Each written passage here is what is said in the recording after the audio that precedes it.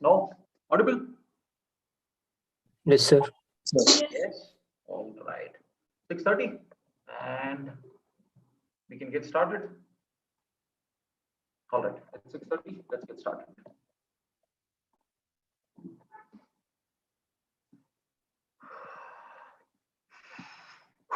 Can I start, friends?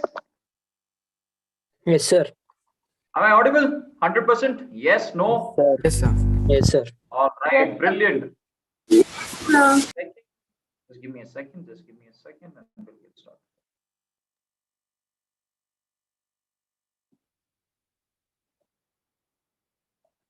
All right. Can we get started, friends? Yes, 100% energy. And here we begin with our last session on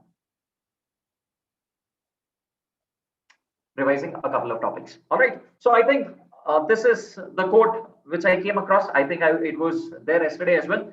Everything is created twice. First in the mind and then in reality. Was this the same quote that we discussed yesterday? Yes, no. Was it the same quote? Audible? Am I Yes, audible? sir. Yes, sir. Yes, sir. All right. Fair enough. I'm presuming that this wasn't discussed. So, an interesting quote. Everything is created twice, friends. First, it's all here. You'll have to first start dreaming big, only then you'll be able to make it in reality. Nothing is going to happen one time. Everything happened twice. Everything under the sky happens twice. The first one, you'll have to start believing that I can do it. And the second one, you will do it. First one, start dreaming big. Start dreaming big. If your dream itself is, sir, I want sufficient 45, 50 marks, more than enough. Mind you, guys, 45 is dreamt. Then you end up getting 4 and 5. May not be 4 or it may be just 4. It may be only 5. It may be only 20. It may be only 30. But in case if your dream is somewhere bigger, 85, 95, you will definitely get a rank. I'm telling you guys, you will definitely get a rank. Dream big. You will find it all happening, manifesting right in front of your eyes. Having said that, let's get started with today's topic, friends. We are going to quickly revise Indian Partnership Act of 1932, an interesting topic where we've dealt in detail in the past. In today's session, we are going to spend somewhere around half an hour or 40 minutes in quickly revising this entire topic. Can I get started, friends? Yes, sir. Yes, sir. Yes, sir.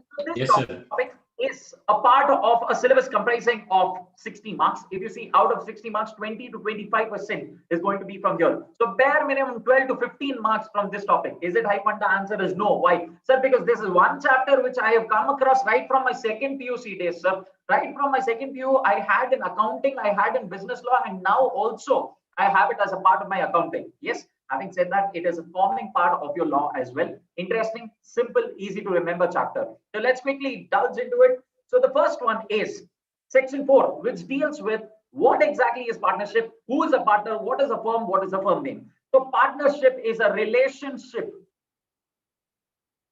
Only relation. Relation.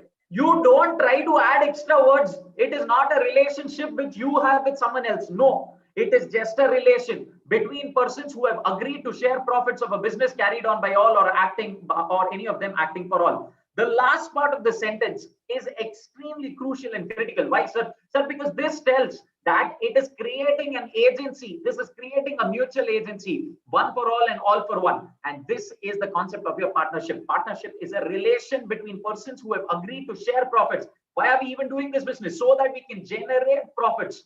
If I don't have profit as an agenda, can it be a partnership? If profit is not an agenda, can I do a partnership? No, No, sir. sir. The answer is no. The definition is clear. If you want to come in only for the sake of earning profits. If you want to do any charity, please don't become a partnership. You do something else. You go call yourself as a Section 8 company. You call yourself as a trust. You call yourself as an NGO. Please don't come as a partner. All right. Don't become a partnership firm. So to say partnership is a relation between persons who have agreed to share profits of the business, which might be carried on by all or by any of them acting for all. The last part of the sentence is create a mutual agency, which we are going to discuss anyways in future slides, all right, in the further slides. Now, people who are carrying, the persons who have entered into partnership and who are carrying this business are called as partners. They are collectively called as firm, and the name in which they are carrying on this business is called as firm name. Then we go on to understand the elements of partnership. Very important. This is coming from the definition itself. So it's an association of two or more persons. It is a result of an agreement, and that agreement has been entered by all the partners who are concerned, or all the persons who are concerned. Third, so this is for carrying on some business. We are not here just to do any random things. We are here for the purpose of carrying on business. Sir, that business should generate profits. Our motive is to earn profit.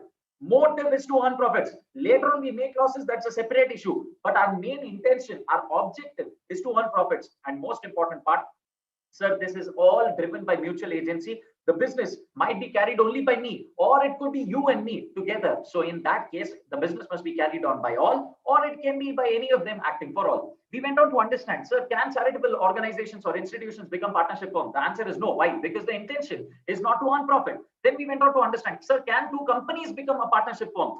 Can Bata Limited and Tata Limited come together to start Batata and Co? Can they do so? What do you think? Quick. Can they do so? Yes, sir. All Yes, right? sir. They can definitely do so. Yes, Why? sir. Because they are separate legal entity. Am I audible, friends? Yes, sir. Yes. Yes, sir. If I am loud, reduce the volume. In case if I reduce my energy, you guys will end up sleeping. So I don't want to reduce my sound, my volume, whatever you call. You reduce your volume buttons in case if you have in your phone. All right. Then can do more partnership firms come together and start a partnership firm. Say Bata and Co. and Tata and Co. Both are partnership firms. They want to come together and start Batata and Co. Can they do so? Answer is no. No, Why? sir. Because they don't have separate legal entity, and that is one of the critical factors when it comes to partnership firms. If we went on to understand, sir, what are the types of partnership? It can be with respect to the duration, or it can be with the type or extent of business. In case if you're seeing from period, sir, how long is it? In case if it is at will, whenever you come, you join, you do the business, we are all going to do here as long as we want. It's our whims and fancies, it's our will. In case if it is for a fixed period, then it becomes a partnership for a fixed period. Sir, with respect to the business, either it can be a particular partnership or it can be a general partnership. What is particular partnership? We are going to do only software business, nothing beyond that. So that becomes a particular partnership. What is general partnership? Sir, anything under the sky, whatever we feel like we are going to do a business, and that is going to be a general partnership. We go on to understand what exactly is a partnership deal. So please note, partnership is a result of agreement. What is agreement? Two or more people coming together and entering into an earning profit. Now, please note, in case if this agreement has been written, first point, can it be written or verbal? Yes, it can be either of it. But in case if it is written and there is a stamp which is attached to it, it has been stamped, and it is going to be called as a partnership deed. All right. What is there in the partnership deed? So what are the components, or what does it consist of? It consists of the name of the firm. It consists of who all are going to run the business. It consists of the nature, place, time, when are you going to run the business? Who is going to be actively involved? What are we going to do with the business? How long are we going to do it? Is it going to be only for 2 years? Is it going to be for 20 years? Or is it going to be at will? Is it going to be only for a specific business? Is it going to be what type of business? So everything is captured as a part of your partnership deal. Then we went on to understand types of partners. You have active partner, one who is actively involved in the business, and one is called as the sleeping partner, the person who is a partner. He's been contributing money maybe, but he is not actively involved in the decision making. Nominal partner is a partner who is just for the namesake. He has nothing to do in the business. Partner in profit only. This person is coming. He's saying, I will become a partner, but only give me profits, no losses. I'm not going to take any losses. It is only for the purpose of earning profits. Incoming and outgoing partners are partners who are getting admitted as incoming, and outgoing is a partner who is retiring. And the last one is partner by holding out. These are called as estoppel partners. What is the meaning of the word estoppel partners? Let's assume in your presence, in your own existence, I've been showing you as a partner of mine, my partnership firm, in front of third parties. Tomorrow, if anything happens, then can you say that, no, I'm not a partner? No, you cannot. Why? So because in front of you only, I've been always telling that you're a partner. Tomorrow, if anything happens, you can't lift your hands and tell that, no, I'm not a partner. Why? You should have opened your mouth when I told you that you are my partner. Understood, everyone? This is called as partner by holding out or estoppel partners. We've seen a couple of examination questions and RTP questions. We go on to the next duties of partners. Please note, duties of partners. The first one is to carry on the business so that it is for the advantage of the firm, not just yours and mine, but the entire firm. It should be just and loyal to give true and fair accounts. Next, it is to indemnify the losses in case because of you have indulged yourself into any fraud, and because of that, if the loss and the other partners, the firms and the other partners are incurring losses, then you have to indemnify that. You are not going to carry on any business which is leading to a restraint in trade. You are going to act diligently. Just take how much ever you're responsible and how much ever has been agreed upon. Don't ask for extra remuneration. If we have decided we are going to take home 1 lakh rupees per month, don't ask 2 lakhs, 3 lakhs. Why? Because we have decided. Don't claim over and above what is required. Then, in case tomorrow if there are any losses, you're going to contribute. You're going to indemnify for losses because of your willful neglect. No personal profiteering. Don't sit here and use the resources of the firm and earn profits for yourself. That is not permissible. That is not permitted. No competing business. Please do not carry on any business which is competing with the firm. Then, not to assign your rights. I've given you the duty. Can you give it to someone else? The answer is no. Your duty, you have to fulfill it. And the last one is act within the authority. Now, what are these? These are the duties of the partner. Rights of the partner. Please take part in the business. It's your right. Please come, enjoy. You can be heard and consulted. Have an access to the books. Share profits. Receive interest in case of it as capital, in case of it as advance, indemnification by the firm for protecting you from losses. In case if you're incurring any losses because of the firm, then you can be indemnified for that. Entitled to use the property of the firm for the purpose of the firm. Agent of the firm, you're going to act as an agent of the firm. Take all the actions during emergency. Tomorrow, if there is any requirement, can you take action? Yes, you can come and take an action. Object admission of a new partner. I don't like a particular person. I'm not going to permit. In that case, can I raise an objection? The answer is yes. Those objections can be raised and it is a part of your right. Expel any partner in good faith. No, I don't like a particular partner who's already there. I want to throw him out. Can I do so? Yes. But it has to be in good faith. It has to be in good faith. And the last one, not to be expelled. Tomorrow, in case if you're the person who is being thrown out, you have all the rights of justifying and telling that no, I should not be thrown out. And this is your right of a partner. Then we went on to understand partnership property. Very important. Section 14 says property of the firm includes whatever has been contributed by the partners, whatever has been acquired by the partnership firm during their existence, and the last one, if there is any goodwill which is coming into picture. So all these three are going to be the partnership's property. Next, property of the partner is used for the purpose of the firm's business. Can it be the property of the firm? What do you think? What do you think? Quick. No, sir. It cannot be. It cannot be. Why? Sir, because property of the partner is used for the purpose of firm. This is just being given. As of now, you don't have any property. I'm giving my property just for using it. Am I contributing it as a capital? No. I'm just allowing you to use it as of now. Please go use it and return it to me. Is that a property of the firm? The answer is no. It is not going to be the property of the firm. Then we went on to understand, sir, personal profiteering using business connection and personal profiteering by carrying out competing business. So where is it coming from, sir? Section 16 deals with it. What does section 16 say? Sir, in case, if at all, you're deriving any profits by using the firm's resources, by using the name of the firm, by using the connection of the firm, then whatever profit you've earned, all that profit has to be given to the firm. That means you'll have to share it with the firm. Next, then in case if you're carrying on any business which is competing with that of the firm, all the profits that you made, from this competing business, you will have to go ahead and give it to the business. Please note, this is subject to a contract between partners. If partners themselves have agreed, no, it's okay, you carry on competing business. No, it's okay, you use my name. If you have agreed, then I will not come in between. Then section 16 will not come in between. If you've not agreed, then please note, section 16 will come into picture. That's why we've used the word subject to a contract between partners. The meaning of this is, sir, it is subject to our discussion. It is subject to our agreement. If I am fine, let's assume you and I are partners.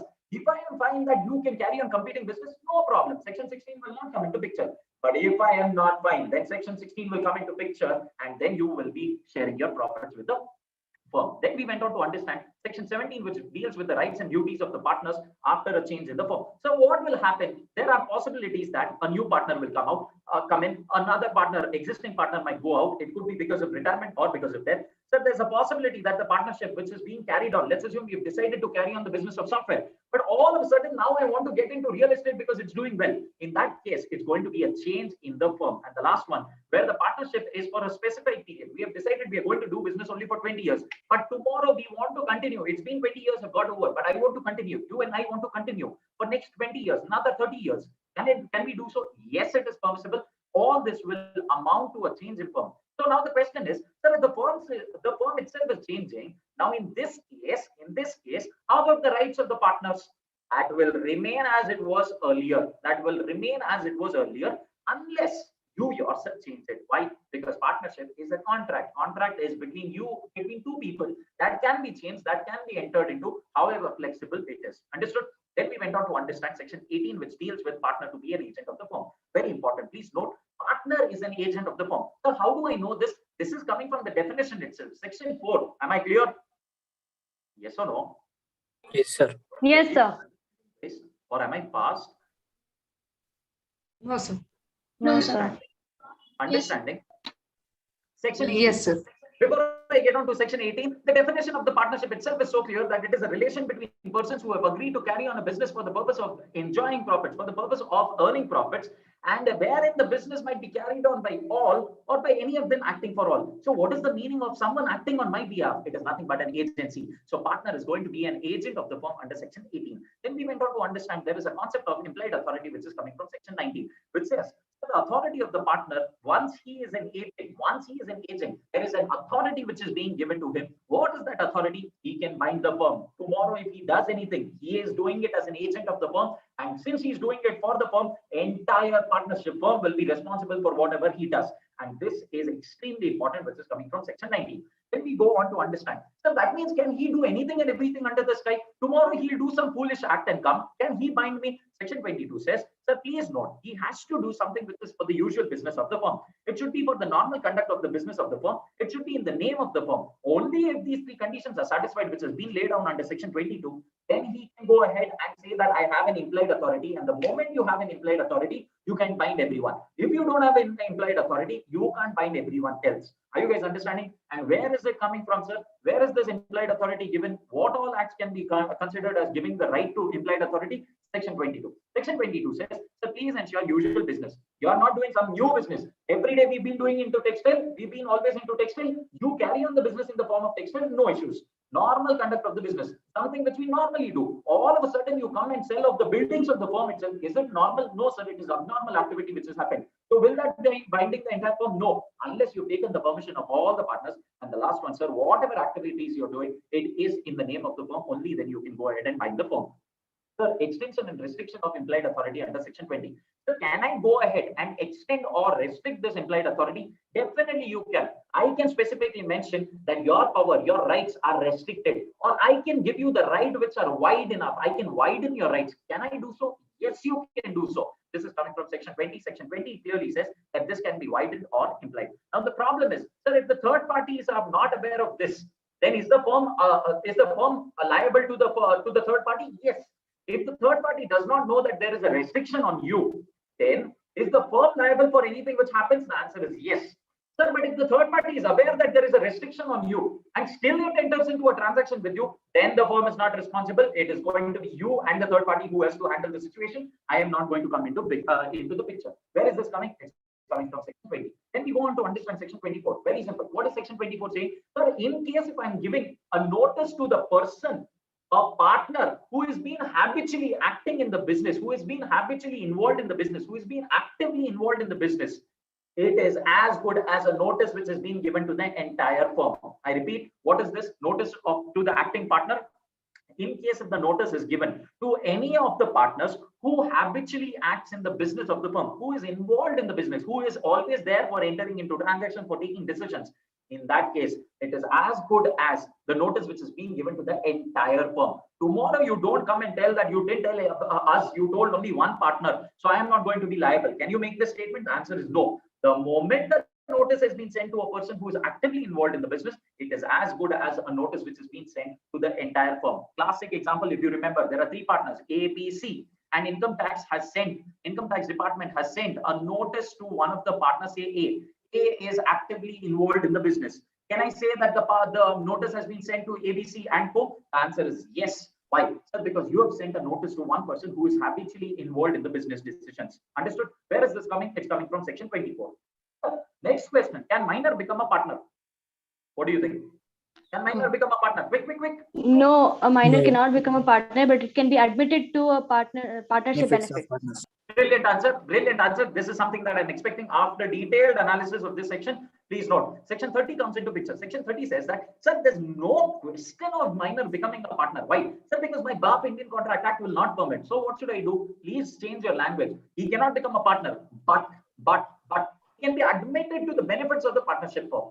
He cannot become a partner, but he can be admitted to the benefits of the partnership firm. That means, can I say there is a concept of minor partner? No, sir, there is no concept of minor partner. Minor is always admitted to the benefits of partnership. There is no concept called as minor partner. Understood? Now the question is, sir, what are the rights and liabilities? Very important. Whatever the rights are, normal rights that he will enjoy. The most important point that you have to remember is, sir, immediately after attaining majority, after attaining majority, he has to decide what he has to do.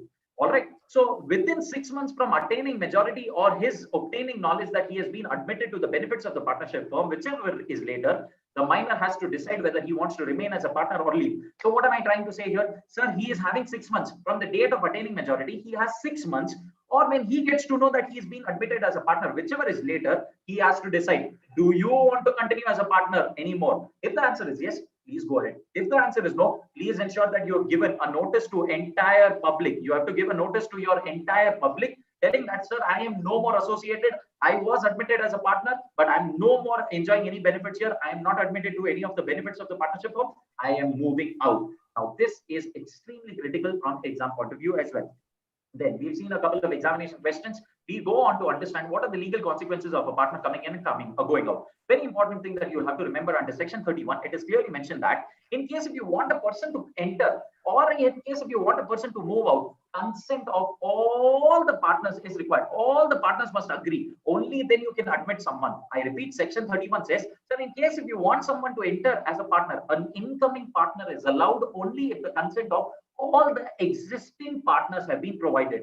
If the consent of all the partners have not been provided, then you cannot include him. Plus note, apart from this very important point, that he will be liable only for those acts which has been incurred or which has been entered into after his admission. Something which has happened before his admission, can he be liable? The answer is no. He cannot be held liable. Similarly, section 32 deals with your retirement of partners. Very important. One of the 3 partners did not agree. Is it possible? No, sir. All the partners must agree. Very important. Sir, will he be liable for anything which happens after his retirement? No. He will be liable for only things which has happened before his retirement. Once he is going out, there is no question of any more liability. Then we go on to understand section 33. Very interesting question. Let's assume.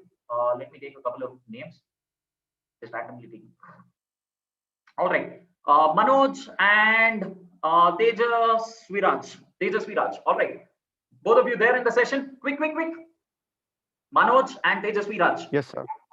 Brilliant. Yes, all right. So let's assume Manoj, Tejasvi Raj, and Mehul. All 3 of us are partners. Brilliant. MTM. Sounds good. So let's assume all 3 of us have started a partnership firm. Now, one fine day, say, assume. I'm using the word assume. All right. Manoj's wife fights with, assume, my wife. All right. Manoj's wife fights with my wife. Now, Manoj and Tejasvi Raj are close friends. Please note, CA friends, CA foundation friends. We have shared benches, we have shared food, we have shared many other things. All right. So we are very good friends. Now, what happens? His wife and my wife goes and fights in a party. They go ahead and fight in a party. Now, what happens? Manoj is extremely unhappy. He's very upset. So what he does? He goes and influences Mr. T, that is Tejasvi Raj, and he's telling, let's throw Mehul out of the entire partnership firm. I don't want Mehul at all. So what is he trying to do? He's throwing me out. He's expelling me.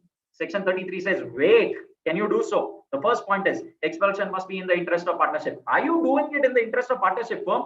No. You're doing it because of your personal issues, which will not be involved, which will not be accepted or appreciated here. You cannot throw Mehul out. Understood? Second, sir, in case if you still want to throw him out, give him a notice. Give me a notice.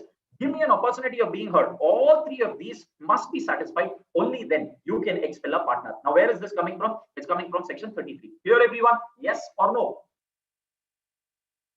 Yes, sir. Yes, sir. Right. Yes, sir. Then insolvency of partner under section 34. What is insolvency of the partner? The same best part that I can talk about. You put nama to people and you're now leaving. Now the point is, what has happened? You have become insolvent. You don't have sufficient assets or network to repay your liability. You don't have sufficient money to repay your liability. So what is happening? You go make an application to the court and tell, please call me insolvent. It's okay. I want to become an insolvent. Now what is going to happen, sir? The moment you become insolvent, there are a lot of issues. In case if you were a partner, what is going to happen, sir? The first thing, you will be insolvent only from the date when you have been adjudicated by the court. And the court says that you're insolvent, only then you can say you're insolvent. It is not your whims and fancies that you decide, okay, I'm insolvent. No, the courts have to decide that you're insolvent. First point. The moment you're insolvent, you will be liable only for those activities which has happened before. After your declaration of insolvency, you're no more associated. You're no more there as a part of this entire transaction. Second, will the partnership firm come to an end? The answer is no. Partnership firm may or may not come to an end. It is up to the rest of the partners in case if they want to continue. Insolvent partners cannot continue as a partner. Now, the moment you're insolvent, you're no more associated with the partnership. Please leave the entire firm. Now, where is all this coming from? It's coming from section 34. Then we go on to understand the liability of the deceased partner under section 35. What is this, sir? Sir, where under a contract, the partner, the firm is not dissolved by the death of the partner, the estate of the partner is not liable for any act which is done after his death. Very simple, sir. What is happening? Sir, in case if there is death of one of the partners, can his real estate, can his estate or can his legal representative be held responsible for anything which has happened after his death? The answer is no. The moment a person ceases to exist, anything which happens after this, he will not be liable. He will not be liable. And it is the same logic which is applicable even to an estate of the deceased partner. What is the meaning of the word estate? Estate means the moment, let's assume one of the partner got up, he ceases to exist anymore. He is dead. Now, what is going to happen? He leaves behind a little bit of property. He leaves behind a little bit of assets. And that asset, after removing all your liability, whatever is left is called as the estate. Is called as the estate. Now, can this estate be used for liabilities after the person's death? The answer is no. It cannot be used for any liabilities which have been incurred or which are coming into picture after the death of the person. Then we go on to understand section 36. Can I carry on a competing business? The first point is, you can do so provided it has been permitted. So very important. The provision has imposed some restriction on outgoing partners. It effectively permits him to carry on the competing business with that of the firm. However, the partners may agree with his partner that he may not do so in a particular area, in a specified period, in a specified local limits. So what are we trying to say? Let's assume you, me, and another person say, let me quickly take a name, quick. All right, Laksha, Shruti, and Varsha. All right, all three of you are partners. Let's assume Varsha is planning to move out now. Now, can Varsha carry on a competing business?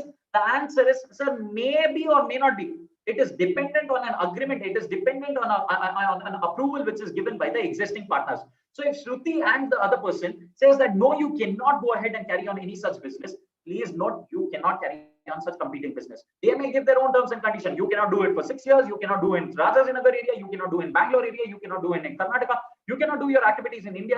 Any such activity, any such restrictions laid down, it is okay. You have to accept it. Why? Because it is permitted in section 36. Then we go on to understand section 37. The rights of the outgoing partner in case of to share the subsequent profits. What happens? Sir, in case if a partner has died or in case if he retires, and still his accounts are not settled, sir, he knows that he's supposed to receive 1 crore, 10 crore, 15 crore from the firm. Why? Because he might have introduced capital. At the same time, he might have earned so much of profits from the firm. Possible. He's supposed to receive something from the firm now. But if the firm is not finalizing his accounts, they are not settling his accounts, then, can he ask a share in the profits?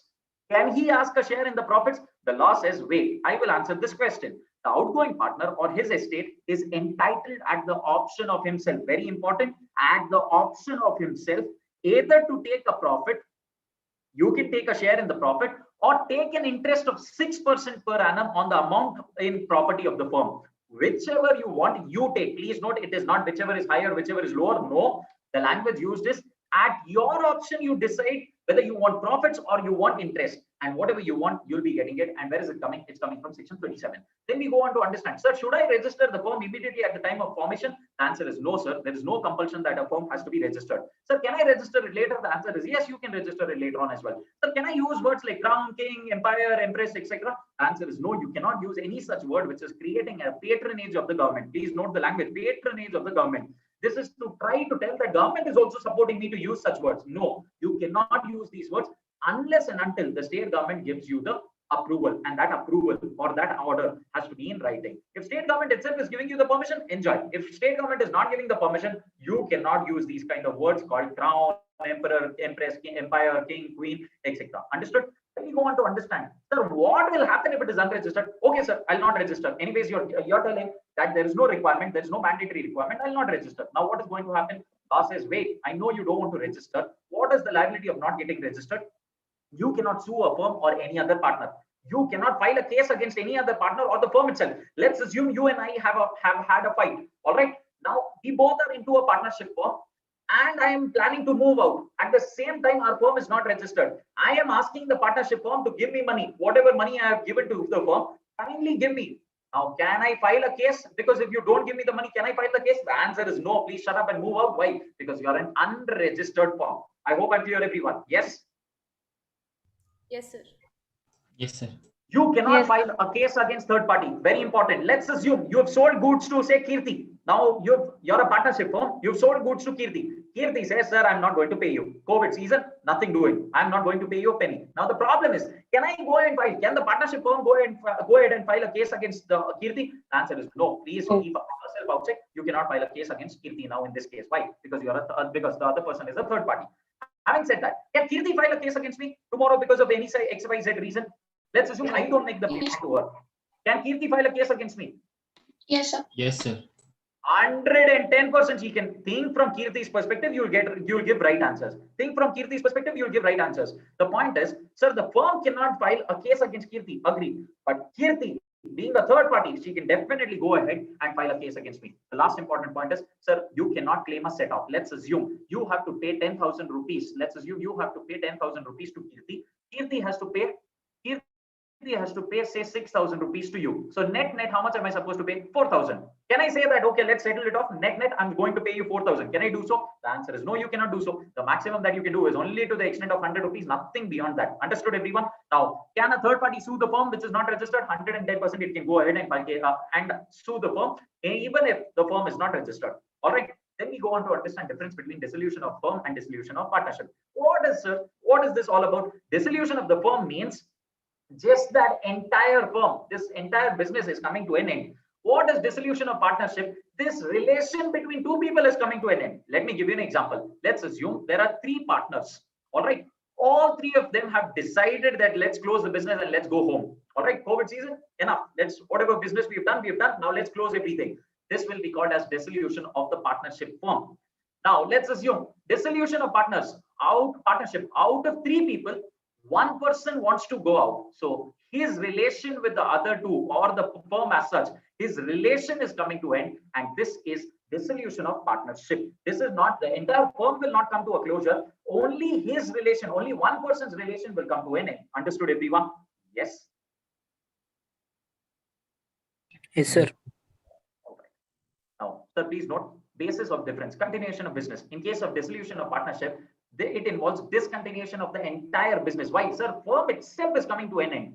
Dissolution of partnership, however, here only one person is moving out. Do you think just because one person is moving out, the entire business will come to an end? The answer is no. It will not come to an end. Winding up. Sir, do you think in case of partnership, when entire firm is getting dissolved, all the assets have to be sold? Realization of assets will come into picture, and therefore your firm will be wound up. When it comes to your partnership, sir, entire firm need not be wound up, sir.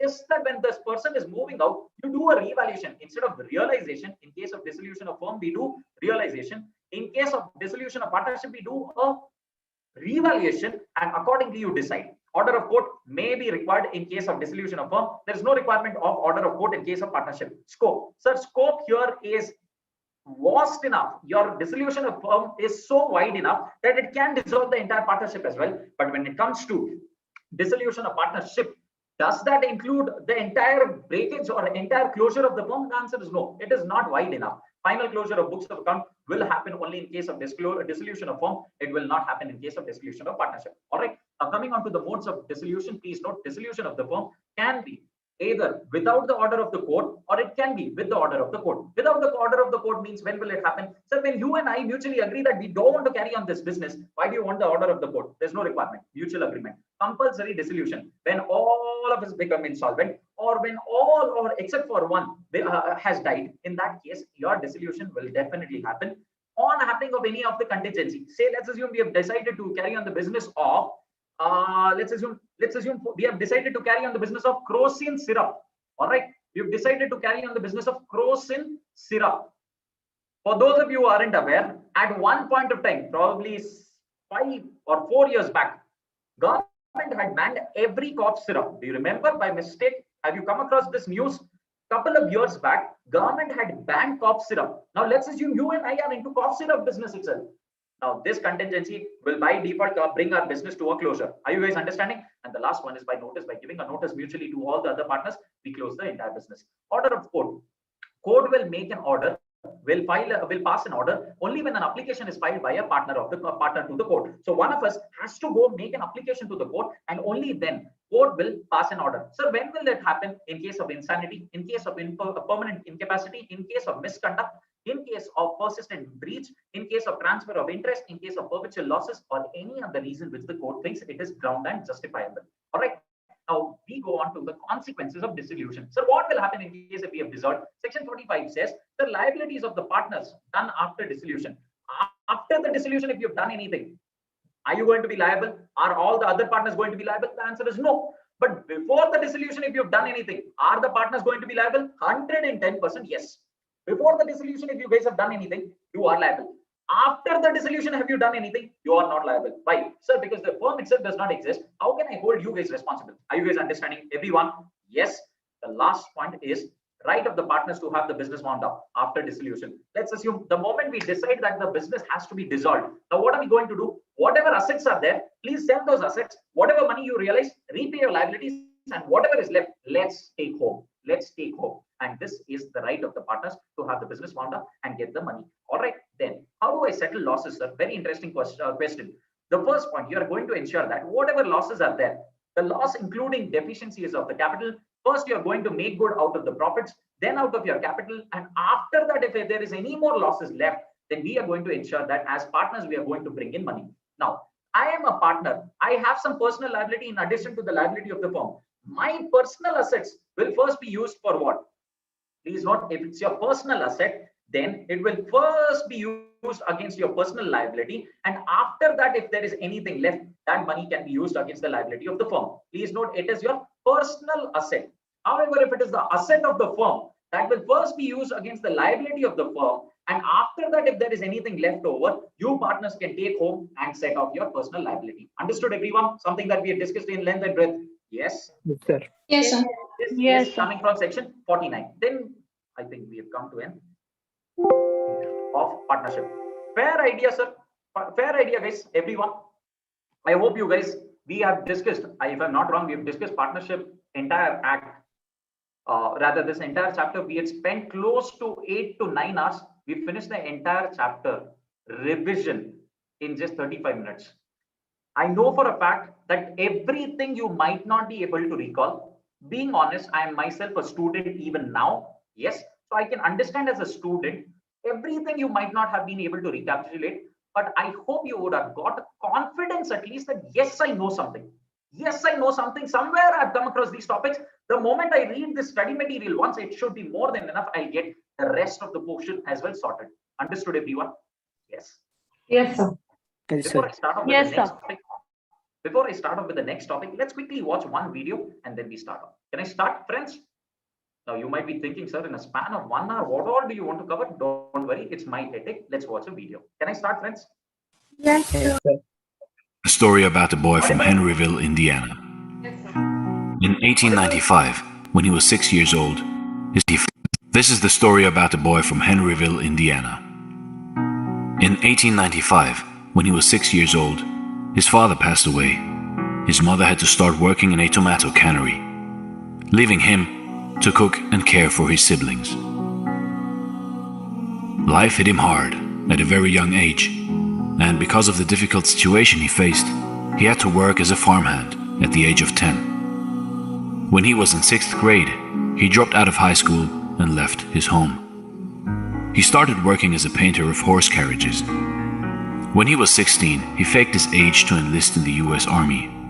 After being honorably discharged a year later, he started working as a railway laborer and studied law at the nearby university, until he ruined his legal career by getting into a fight. He was forced to move back in with his mom and get a job selling life insurances. After some time, he got fired for not following orders. Some years later, he established a ferryboat company, and it was an instant success. Later on, he tried cashing in on his ferryboat business to create a chemical lamp manufacturing company, only to find out that another company was already selling electric lamps, much better than his company's lamps. All this hardship in life, but this guy wouldn't give up. He moved to work as a salesman for a tire company. But again, he lost his job when the company closed its manufacturing plant. By the age of 40, he met the general manager of an oil company, who asked him to run a service station for him. But the station had to close down again. as a result of the Great Depression. That same year, the Shell Oil Company offered him a service station, rent-free, in return for paying the company a percentage of sales. He started operating the service station and also began to serve chicken dishes and other simple meals for people who were stopping by at the station. His pan-fried chicken soon became a favorite with the people of the area and made him famous in the region. A few years later, he took out the station and started a proper restaurant. After fairly succeeding at this venture, he started to advertise his food, and to his shock, an argument erupted out of the blue with a local competitor and resulted in a fatal shootout with one of his employees dying. 4 years later, he bought a motel next to his chicken restaurant, hoping for better business. But it caught fire and burnt down to the ground together with his restaurant. Yet this ambitious man rebuilt and ran a new motel with a 140-seat restaurant until World War II forced him to close it down again. When war had ended, he tried selling his recipes to other restaurants. His recipe was rejected 1,009 times, when finally, in 1952, he sold his secret recipe, Kentucky Fried Chicken, for the first time to the operator of one of the city's largest restaurants. It quickly became a hit, and as a result, several other restaurant owners franchised the concept and paid him 4 cents per chicken. However, good times didn't last very long. His own restaurant was crippled when an interstate highway reduced customer traffic. He sold it and was left only with his savings and $105 a month from Social Security. So finally, he pursued his dream to franchise his chicken concept nationwide and traveled the US looking for suitable restaurants. He opened a new restaurant and a company headquarters in 1959. He often slept in the back of his car. He visited restaurants, offered to cook his chicken, and if the owners liked it, then he negotiated a franchise right. In 1965, at the age of 75, he was just getting started. After years of rejection, failures, misfortunes, Colonel Sanders' franchise approach became highly successful. KFC was one of the first fast food chains to expand globally, opening outlets in Canada, UK, Mexico, and Jamaica by the mid-1960s. The Colonel remained the company's symbol after selling it. He traveled over 400,000 kilometers a year, visiting KFC restaurants and delighting customers around the world. At the age of 90, Colonel Sanders passed away. At that time, there were around 6,000 KFC locations in 48 different countries. In 2018, there were 22,621 KFC restaurants worldwide.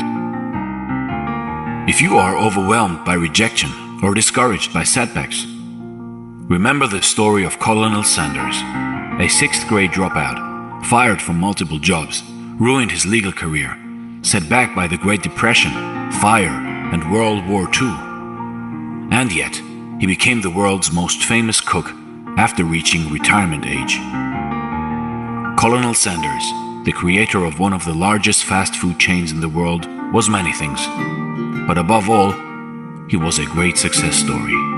With his story, we can learn that despite of thousands of rejections and misfortunes, how dedication, along with hard work, can create success, regardless of age.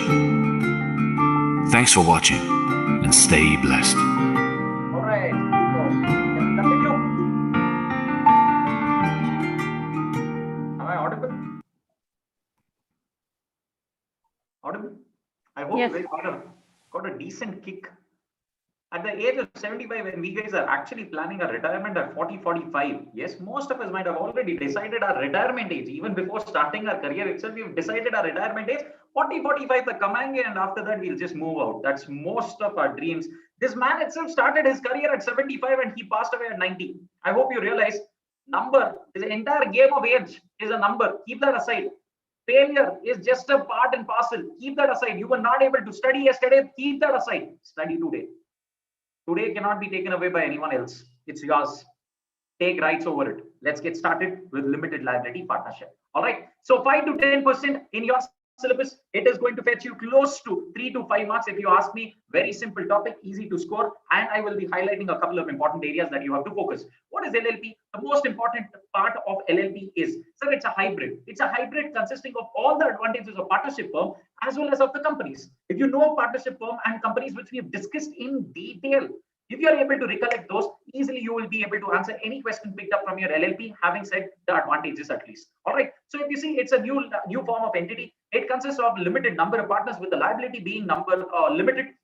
The LLP itself will be liable for the full extent of your liabilities or its assets. It's an alternative form of vehicle. In case if I want to start my business, can I start it in the form of LLP? Definitely, yes. This is a form of vehicle that you can operate with. And the last one, sir, it gives you the flexibility like a partnership firm. Usually the partnership firm gives a lot of flexibility to a partnership, but a partnership firm does have. So what has LLP concept brought? The concept has picked up the advantages from both companies as well as partnership firms, and then they have come up with the concept of LLP. Understood? So a couple of characteristics that we have discussed in length and breadth. If you're able to recall the characteristics of partnership as well as LLP, or as well as company, you'll be able to give this answer. Important ones which you have to remember is conversion into LLP. Please note, can a company convert itself into LLP? The answer is yes, you can go ahead and convert yourself into LLP. Is it permitted? Yes.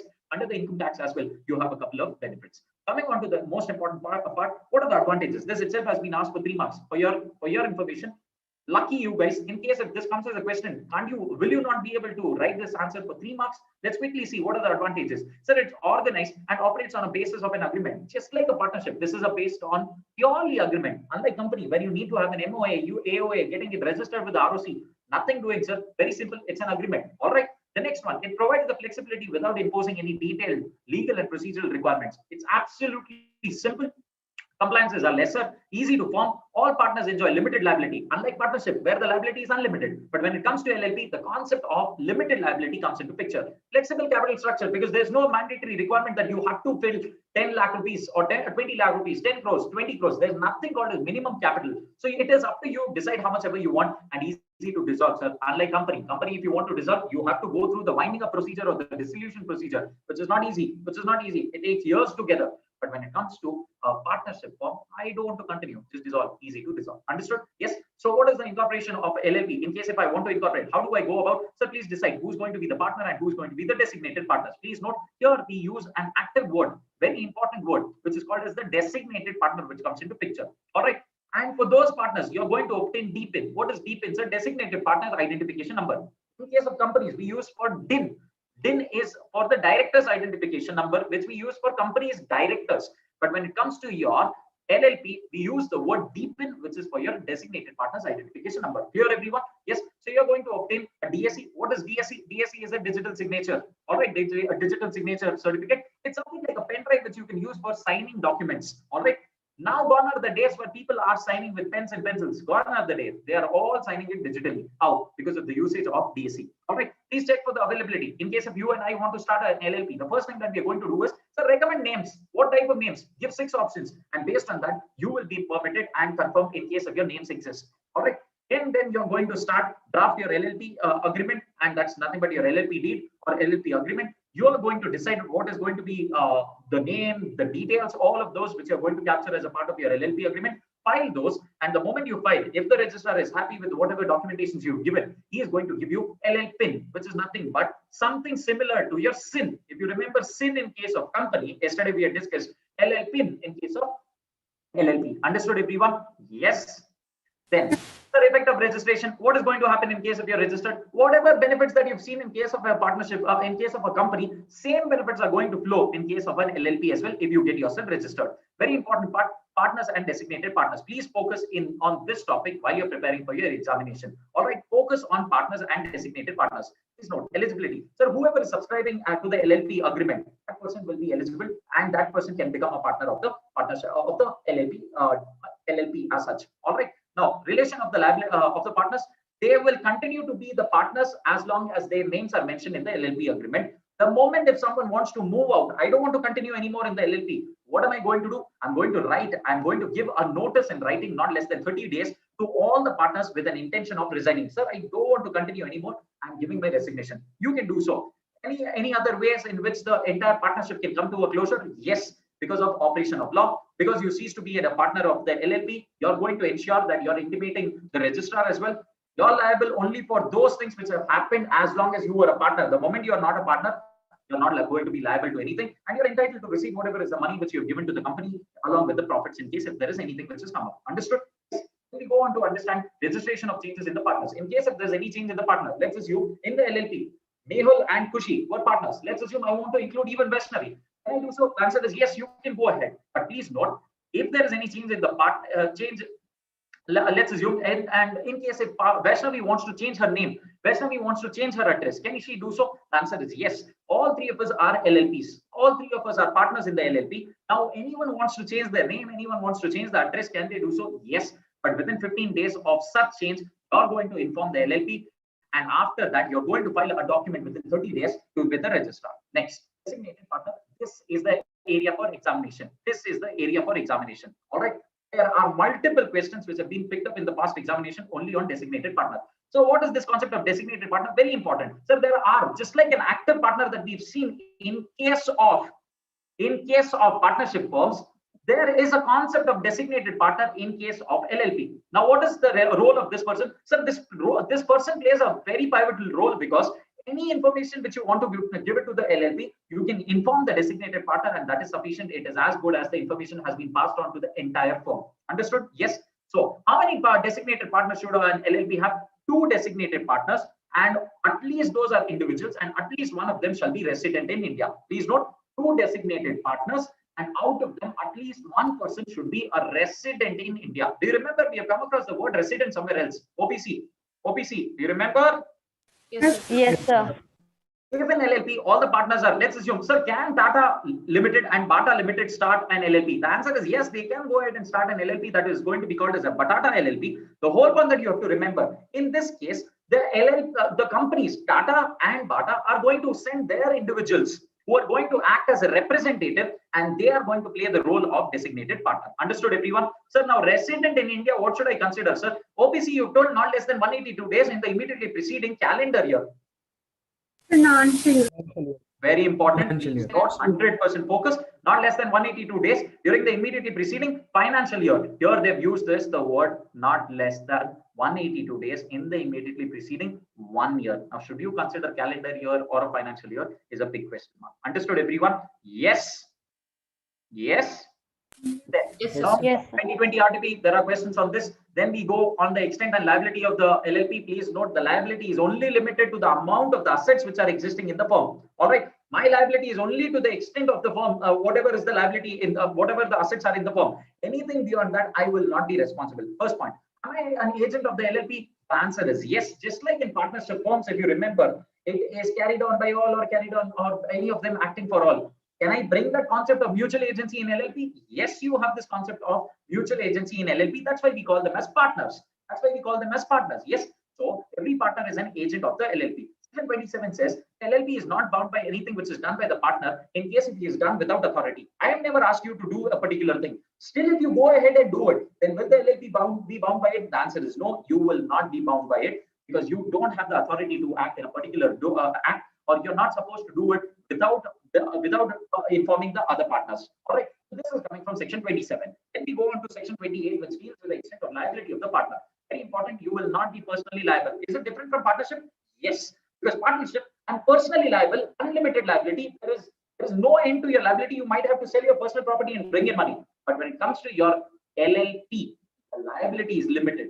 Sir, it is only to the extent of whatever assets are there in the firm. You please sell those assets. Whatever you can pay, you pay. After that, I'm not going to be responsible for anything except for wrongful acts and omissions. In case if you've done any wrongful act or omission, then I'm not going to leave you. Now, very important topic. You have a concept of holding out. What is the concept of holding out? There's something similar to an estoppel. If you remember, partner by estoppel in case of partnership, the same concept comes in case of LLP as well, wherein that person is going to be called as a holding out partner. Understood? I'm not getting into intricacies because it is just the similar concept that we've discussed in estoppel partners. Unlimited liability. Sir, can there be unlimited liability? Yes. The only way, the only I would say situation in which the liability is going to be unlimited is in case of frauds. In case if you are engaged in any of the frauds And if because of that the LLP is suffering anything, then please note you will be liable, and there is no limit to it. Unlimited liability will come into picture. Understood? You might have to sell your personal property and bring in money. Then whistleblowing, section 31 deals with this. So what is this whistleblowing? This is a point where in case if you are a partner or an employee of an LLP, and if you think, sir, there is something going wrong, some information is there, some fraud is happening, and if you give that information to the courts, if you give that information to the cops, if you help them in solving this issue, then you will be said to have blown whistle, and you will be given all protection. Just because you've blown whistle, there is a possibility that those partners, those buggers are there in the company, and they might ask you to leave. They might demote you. They might suspend you. They might threaten you. Law says they cannot do anything of this sort. Why? Because you've done a good job by informing, by helping the law. Understood? This is coming from section 31. Statement of solvency, section 35. What is statement of solvency? Just like in case of a company, you're supposed to have financial statements, which comprises a balance sheet, P&L account, and your cash flow statement, notes to accounts, as well as changes, a statement of changes in equity. Similarly, in case of LLP, there are two important things which will come into picture. One is going to be your financial statement, as usual. At the same time, you have something called a statement of solvency. What is the statement of solvency, sir? Nothing, simple. Are you solvent or not? Just give that declaration. Do you have sufficient money or not to repay your liability? Give that declaration. When every LLP shall do it within a period of 6 months from the end of the financial year. Financial year ends on 31st March. So within 6 months means it's going to be 30th September. Are you guys understanding?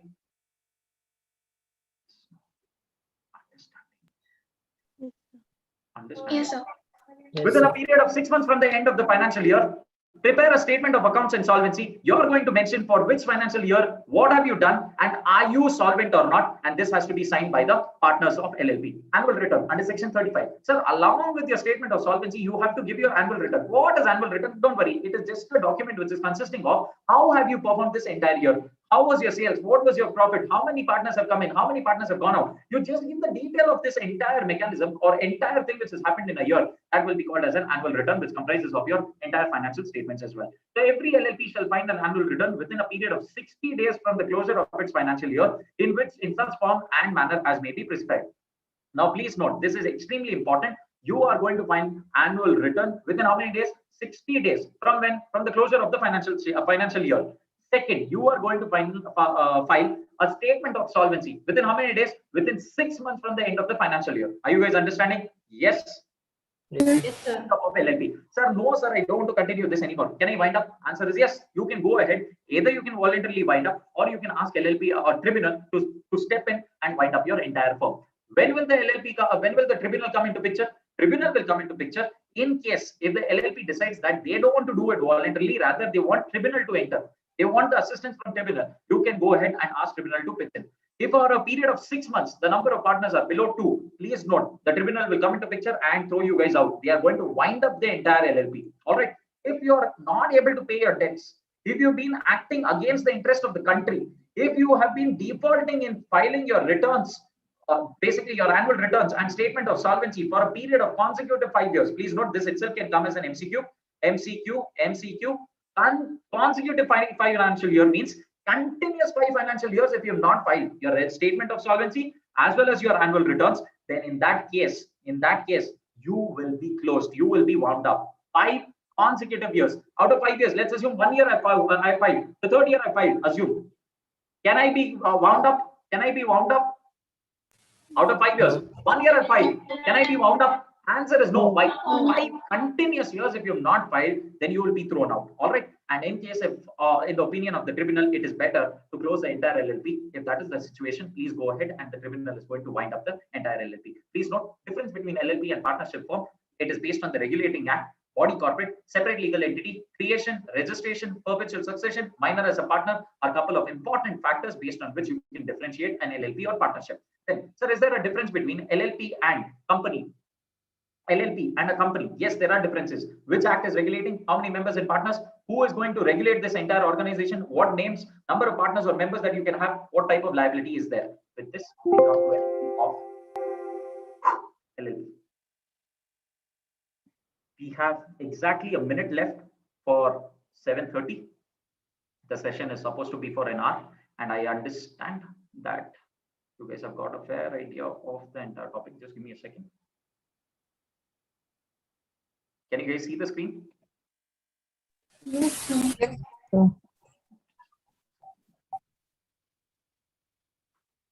All right. So we have a minute, guys. Now, I hope you guys have got a fair idea. After this, do you have a session? After this, do you have any sessions? No, right? Let me take 5 minutes of yours. Please bear with me for 5 minutes. It's going to be useful, I hope. And what am I talking about right now is, guys, we've discussed close to, if you ask me, close to 25 to 30 marks in 2 hours. Is it possible? You guys know it better now. Is it possible? You guys know it better now. All right. So what am I insisting is, first of all, in case if you've not been able to prepare for your examination till date, I'm keeping aside everything else. You've not been able to touch your law book. XYZ reasons. I'm least bothered. Ideally, you should not have fallen into this situation. But let's assume, sir, because of some reason, I just fell into the pit. Is it okay? Definitely it is okay. You still have time. You still have time.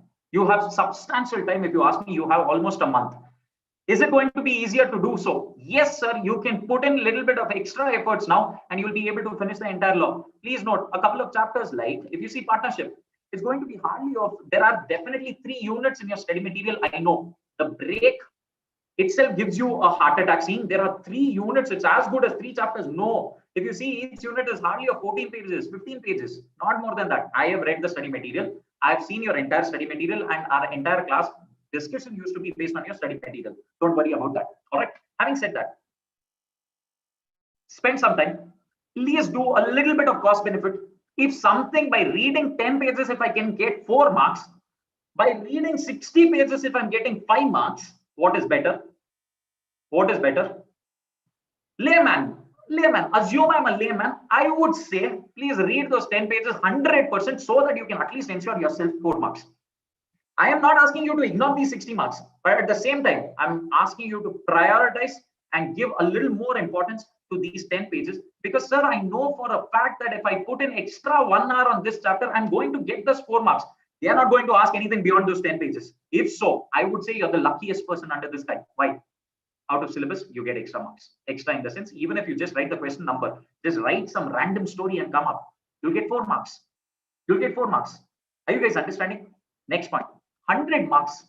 So very difficult, sir. CA papers, keep all that aside. They can't keep the entire 100 marks difficult.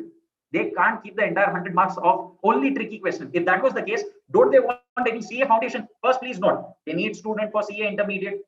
They need students for CA intermediate. If they're going to keep entire 100 marks difficult, I am not sure from where they are going to get intermediate students. If you know, let me know how they are going to come up with a solution. Of course, you have something in your mind running. I know you can think about direct entry scheme, but given the fact that they are from direct entry scheme, I'm not sure how many of them might be interested.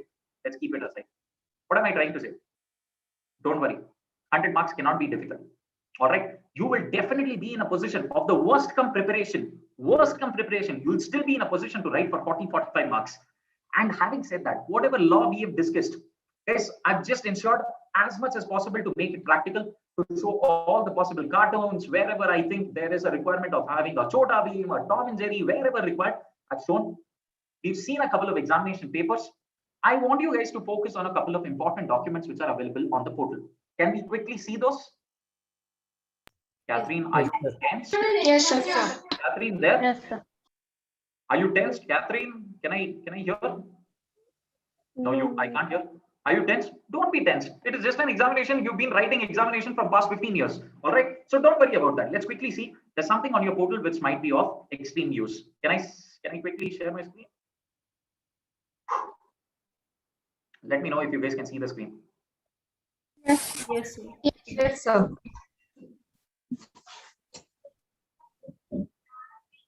So guys, if I am just going on your portal, please make use of every resource which is available on the portal. Make use of every resource which is there on the portal. Can you see there's something called as referencer for quick revision? Can you see on the screen? Yes, is my screen visible? Yes, sir. Yes, sir. Put in that efforts. Though it does not cover the topics that I have taken for you guys, but still I insist you guys to read these 21 pages. Out of 21 pages, they have almost drama for almost 2-3 pages, which is not relevant. So basically, you have to read only 18-19 pages. I'm telling you guys, these 18-19 pages can be of extreme use to you because they've tried to capture the entire Indian Contract Act, as well as your English syllabus. I'm not sure who handles your English, but whoever it is must have done a decent job. So having said that, this is going to be a quick revision session for you to quickly run through whatever is there as a part of your business law. All right, not entire business law. Of course, it does not deal with your Companies Act. It does not deal with your partnership, as well as the topics that I've handled, your LLP. But having said that, yes, it has a decent content. Next, I'm going back. Can you see there's something called as question papers? There's something called as revision test papers and mock test papers. Yes, sir. Make sure you solve as many possible RTPs possible. Make sure right now I can see 4 on the screen. Ensure you have solved all the 4. I am betting on the fact, at least 10% of your question papers will be from here. 10% of your question paper will be from here. Now, please note, tried, tested.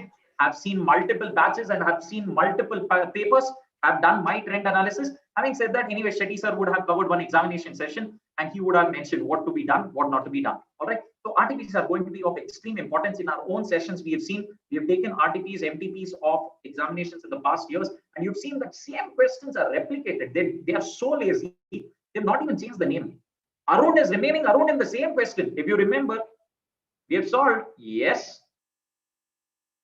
Yes, sir. Yes, sir. Ensure you put in a little extra efforts and at least write one paper. Please note, now next 1 month, make sure you're going to write at least bare minimum. I'm insisting you guys to write at least 1 page every day.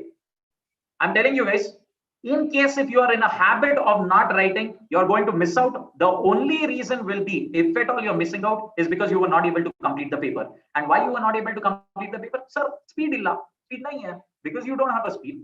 The speed which is required by the paper, you'll end up coming out only writing 60 marks, 70 marks, and that is not sufficient. That is not sufficient. And I think I've exceeded time. Guys, keep yourself motivated. If I'm telling you, if I can clear it, definitely each one of you sitting out there can clear it. Don't let your past decide your future. Don't let your past decide your future. Your past might have been good, might have been bad, good background, bad background, economically stable, unstable, 100 issues each one of you attending the session might have faced. But don't let your past decide the future that you are stepping into. Yes, please note, CA is a beautiful field. You are going to enjoy the entire journey. Quickly finish CA Foundation. I will meet you guys, or rather the entire team is going to meet you guys in CA Intermediate. Another very interesting journey. It's going to be fun. You're going to learn quite a lot of new things. At the same time, we'll ensure that we take home those 2-3 marks every session that we attend. Having said that, please keep yourself motivated. Stay away from all possible distraction. I have to narrate this for almost 3.5 years. WhatsApp has become necessity of life, if I'm not wrong.